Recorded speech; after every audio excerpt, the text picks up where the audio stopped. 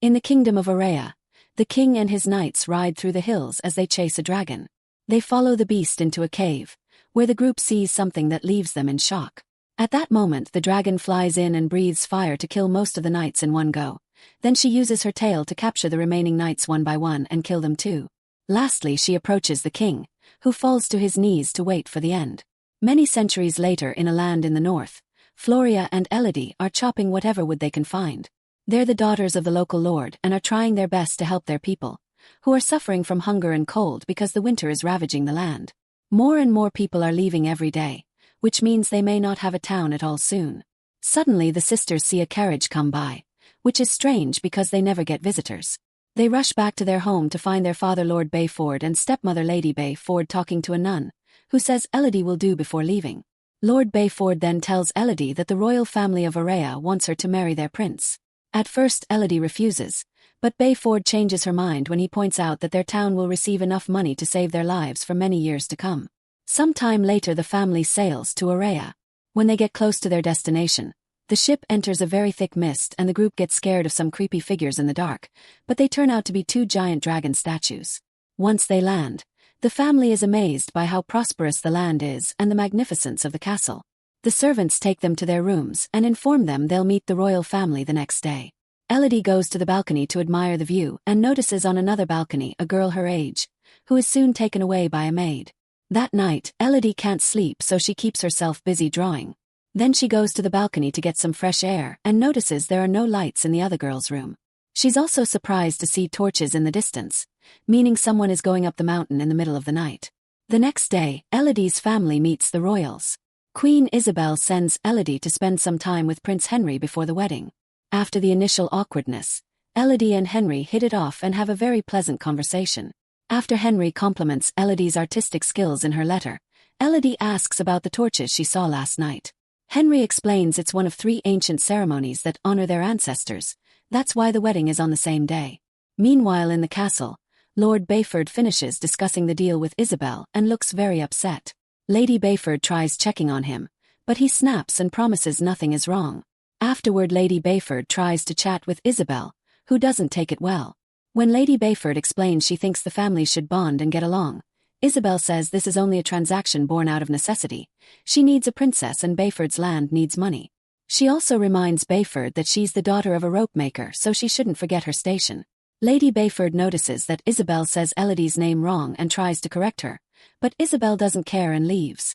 In the evening, a worried Lady Bayford goes to tell Elodie that there's something suspicious going on, so she thinks the wedding should be cancelled. But before they can discuss things further, Lord Bayford shows up and sends everyone to bed. The next morning, the maids help Elodie get ready for the ceremony. She's given a beautiful dress that includes a blunt dagger and a diffuser with perfume. The wedding goes well, Henry and Elodie exchange rings, share a kiss, and Elodie is given her own crown. Afterward Elodie says goodbye to her family and gets on a carriage with Henry, who explains they'll join the ancient ceremony on the mountain. They go up a rocky set of stairs and Elodie is shocked to find a bunch of people wearing creepy golden masks, not to mention Isabel dressed like a nun. The queen gives Elodie a coin saying she'll be helping protect the kingdom. Then they go inside as Isabel shares a story. When their ancestors arrived on this island, they discovered a dragon lived there as the last of its kind. The dragon attacked the village as soon as it saw the humans settle down, so the king gathered his soldiers and tried to fight the beast. However, the dragon killed everyone except the king, who had to give up his 3 daughters so the island could be shared. As she listens to the story, Elodie notices how everyone stares creepily at her, and the fact they're crossing a dangerous bridge above a chasm. Then Isabel explains the king's sacrifice is what they celebrate every generation before cutting Henry's and Elodie's hands. She pushes them together to mix their blood and covers them with a cloth, announcing that Elodie is now officially of royal blood. Next, Elodie throws the coin into the chasm, thinking it's the end of the ritual. Henry picks her up to carry her through the bridge, only to suddenly apologize and throw her into the chasm too. Screaming as she falls, Elodie hits a bunch of branches until she lands on a mud puddle and passes out. She wakes up moments later with various bruises on her body, but she still stands up and starts yelling for help. There's nobody left on the bridge, however her voice does wake up the dragon hidden deep in the cave. Then Elodie cries as her desperation turns into fury and she tears the fancy jewelry off before trying to climb out. Unfortunately she falls again and gets another injury. At that moment she sees other jewelry that doesn't belong to her and realizes the royals have been sacrificing girls to the dragon for years. Suddenly she hears a noise and turns around to notice a light inside a cave, so she goes inside to find a bird on fire. Elodie immediately uses some dirt to put the fire out, but it's too late, the bird is already dead. Suddenly a roar echoes in the cave and hundreds of birds on fire come out, flying above Elodie for a few minutes before they drop dead around her. With the little bodies serving as lights, Elodie tries to look for an exit only to freeze when she sees the dragon coming. Elodie runs to hide behind a stalagmite as the dragon starts talking, saying that every generation of royalty must pay and that she can smell it in Elodie's blood. Looking at her scar, Elodie realizes the ceremony is done to trick the dragon. The dragon tells Elodie to run and she does so as she screams, managing to enter a tunnel as the dragon breathes fire behind her. The flames enter the tunnel too, but Elodie manages to find a safe spot just in time. There's a burnt body there, and she realizes it's the girl she saw on the balcony. When she hears the dragon coming after her again, Elodie tries to escape through a small hole, only for her dress to get stuck in it. The flames are getting closer, so after lots of struggle Elodie manages to remove the crinoline and run away, hiding in a smaller cavern. Unfortunately some fire still reaches her leg and burns it, causing her to scream in pain. The dragon hears her but can't reach her because there's not enough room for her giant body.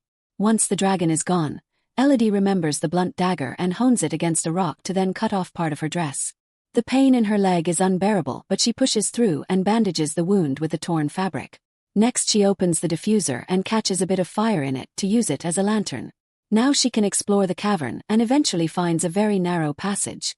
She begins crawling through it and her dress gets stuck in it again, so she pulls until she's freed and slides down in the process. Elodie tries her hardest to hold on but her hands are wounded and tired, so she falls again and the fire in the diffuser goes out. Refusing to give out, Elodie stands up and holds onto the wall to walk, determined to reach a light she sees in the distance. After some very painful walking she leaves the tunnel, only to almost fall off the edge of a cliff. She can still see the light on the other side, so after taking off her wedding ring and throwing it into the abyss, Elodie steps back and runs to make a big jump. The other side of the cliff is slippery and she can't hold on, but luckily as she slides down her belt gets stuck in a rock. It soon breaks, however it gives her enough time to take out the dagger and stick it into a crack to hold on. Then she uses the dagger to climb up the rest of the way and discovers the light comes from cute glowing slugs. After checking they don't bite, Elodie tears off her puffy sleeve and puts a bunch of slugs inside to make a new lantern. Then she walks a little further and finds a small lake, but when she tries to drink, she immediately spits the water out. It turns out the cave plants give it a disgusting taste.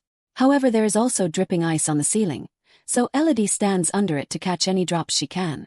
Suddenly the ice starts melting faster and the light coming through it looks a bit red, so Elodie opens her eyes to discover the dragon breaking through the ice with her fire. Elodie runs away as the dragon breaks through the ice and lands in the tavern to chase after her, once again not going far because Elodie enters another tunnel too small for giant beasts. In this small tavern, Elodie finds a message on the wall that says safe here. She cannot reach and is signed by the letter V. As she looks around, Elodie finds the dresses of many girls and on another wall, their names added through the years, including the V that belonged to a girl named Victoria. Elodie takes a moment to grieve for them before removing the bandage off her leg, which isn't looking any better. Afterward, Elodie tries to sleep while hugging the lantern. Suddenly she starts seeing the ghosts of the previous sacrifices, suffering in pain, fear, and betrayal. Victoria is adding her name to the wall only to suddenly turn around and tell Elodie that it's all a lie. At that moment Elodie wakes up and finds slugs all over her leg wound. She freaks out and starts removing them, only to discover their slime has healing properties and now her leg is fine. She puts a slug on her other major wound and apologizes for underestimating it. Feeling better, Elodie takes a better look around and finds a map on the wall, which means at least one girl managed to get out. The map teaches her she'll find 3 forks in the tunnel and she must take the middle one, where she must follow the crystals and the music to the outside. Afterward, Elodie tears off all the inconvenient parts of her dress, adds her name on the wall, and takes the middle fork while ignoring the echoes of the dragon's growls. Eventually she hears a little tune and walks a little further to find a wall covered with crystals, which are the cause of the noise and also glow under the rays of sunlight because they're right under the exit. Nearby there's a crown with a V on it, which means it was Victoria who got out. Since the crystals are pointy, Elodie tears off more of her dress to cover her hands and feet, then with the help of the crown she starts climbing up. Unaware that the dragon is watching, Elodie makes an effort to go up, and a crystal breaks under her hands, causing her to fall, but she uses the crown to hold on at the last second. Then Elodie hears the dragon nearby, so she hurries up and finally reaches the exit, only to discover she's on the edge of a hole very high in the side of the mountain. Devastated, Elodie falls to her knees and cries. Suddenly the sound of horses neighing help Elodie notices a group of riders approaching the mountain. She tries yelling for help, but at that moment the dragon flies toward her and covers the hole. Elodie steps back just in time and notices another message on the wall saying "Not safe" signed by V. Nearby there's a body, meaning Victoria died there and never got out. The dragon gets her fire ready, only to stop when she hears a male voice calling out Elodie's name. While the dragon flies off to investigate, it's revealed that Lord Bayford has come with 2 knights and a guide to look for Elodie. They descend into the cave with some rope and start searching the area, so Elodie uses the sound of their voices to find her way back. When she takes a new tunnel, she's shocked to find a nest with 3 dead baby dragons and remembers Victoria's words, which makes her realize Isabel had been lying. The dragon hadn't been the last of her kind and she hadn't struck first. A flashback reveals that the king had entered the tavern precisely to kill all the babies, so the dragon's attack had been an act of revenge. She killed all the knights as seen in the beginning, but when it was the king's turn, the dragon told him death would be too easy and he should suffer the same way she did. Since then the royal family has been feeding the dragon 3 women with their blood mix to make them pass as royal daughters. Afterward, Elodie finds her father and his men, but she doesn't show herself yet for safety. The dragon shows up and grabs a knight, taking him for a flight before dropping him from a great height. The knight bounces on the rocks and crashes to the ground, instantly dying. While the guide rides to hide, the dragon grabs the second knight and crushes him under her paw before interrogating Bayford. He explains he's here to save his daughter and tries to attack with his sword, but the dragon grabs him with her tail and disarms him before dropping him. While Elodie sneaks around waiting for the right time, the dragon tells Bayford to call for his daughter. Bayford decides to offer a heartfelt speech about how sorry he is and admitting he made a horrible mistake. Then he yells to order Elodie not to come out, causing the dragon to push him down and stab him right in the heart with her claw. Elodie can't help making a noise as she cries and the dragon starts searching for her. But luckily at that moment the guard also makes a noise and the dragon goes after him, thinking it's Elodie.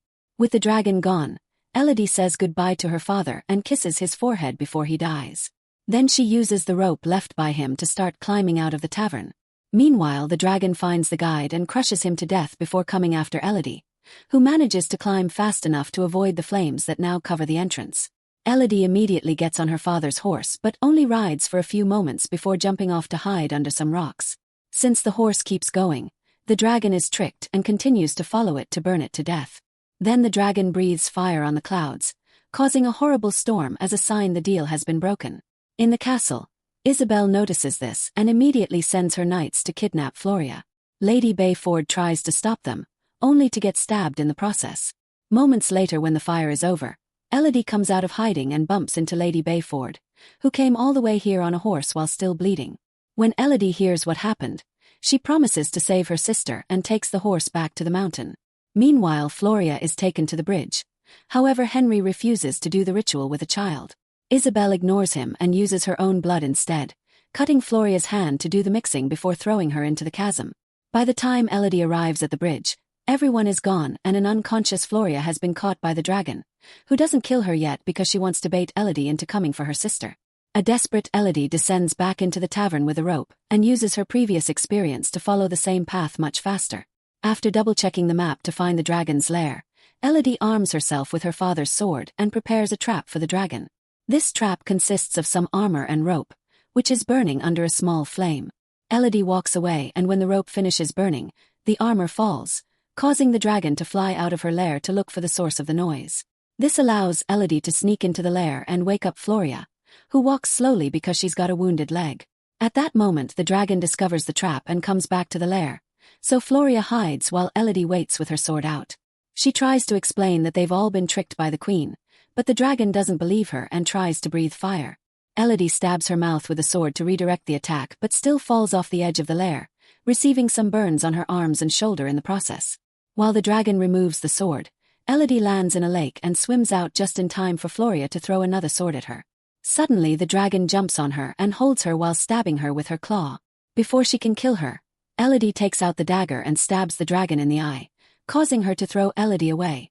Next Elodie grabs the sword again and runs toward the dragon, who has trouble seeing with one eye. She manages to stab the beast in the chest. However, it doesn't cause much damage, and the dragon grabs her again. Elodie then stabs the dragon's paw, making her drop her again. As the dragon comes closer, Elodie notices the dust bouncing against a curved stalagmite, giving her an idea. Elodie stands in front of the stalagmite and tells the dragon to burn her down, so the dragon breathes her fire. However, Elodie moves at the last second and the fire bounces on the stalagmite, causing it to land on the dragon and finally bring her down. Afterward, Elodie shows the dragon the scar on her hand to prove that the beast has been killing innocent girls, not royals. The dragon asks her to end it, but Elodie drops the sword and refuses to continue this circle of hatred. Then she grabs a bunch of slugs and puts them on the dragon's body so she can fully recover. Meanwhile, in the castle, another wedding is being celebrated so they can trick the third girl of this generation. Suddenly a coin comes rolling down the altar and Elodie walks in, telling the bride to take her family and run away. Then Elodie tells the locals they can also run away if they want, but only the servants take her seriously and leave. At that moment the dragon shows up and breathes fire on everyone present, killing Isabel and every person in the royal line to finally end it. As everyone panics, Henry closes his eyes and accepts the punishment because he knows he deserves it. Soon the castle crumbles down, but Elodie walks away with her head held high. A few days later, Elodie, Floria, and a recovered Lady Bayford get ready to leave in a ship full of gold and supplies for their people. They agree to run their land together, and Elodie even starts calling Bayford mother instead of stepmother. During the trip home, the dragon flies nearby and shares a nod of mutual respect with Elodie. Make sure to subscribe and turn on notifications so you can watch more videos like this. Thanks for watching.